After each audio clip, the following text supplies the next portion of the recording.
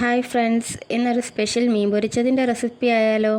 ഇതിനായി ഒരു ബൗളിലേക്ക് 5-6 ചെറിയ ഉള്ളിയും ഒരു തണ്ട് പച്ചക്കുരുമുളകും 10-12 വെളുത്തുള്ളിയും ഒരു കഷ്ണം ഇഞ്ചിയും 1.5 ടേബിൾ സ്പൂൺ കാശ്മീരി മുളക് പൊടിയും അല്പം മഞ്ഞൾപ്പൊടിയും 1/4 ടേബിൾ സ്പൂൺ പെരിഞ്ജീരകവും എരിവിനായി 3/4 ടേബിൾ സ്പൂൺ മുളക് പൊടിയും 1/4 ടേബിൾ സ്പൂൺ മല്ലിപ്പൊടിയും കുറച്ച് കറിവേപ്പിലയും ഒരൽപ്പം എണ്ണയും മീനൊന്ന് സോഫ്റ്റ് ആകുന്നതിനായി 1 ടേബിൾ സ്പൂൺ വിനാഗിരി അല്ലെങ്കിൽ അരമുറി നാരങ്ങാനീരും കൂടെ ചേർത്ത് കൊടുക്കാം.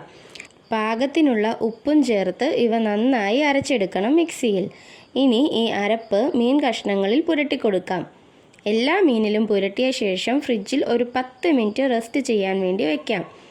എന്നിട്ട് ഒരു പാനിൽ കുറച്ച് വെളിച്ചെണ്ണ ഒഴിച്ച് ചൂടാവുമ്പോൾ കറിവേപ്പിലയും ഇട്ട് മീൻ കഷ്ണങ്ങളും കൂടെ ചേർത്ത് കൊടുക്കാം.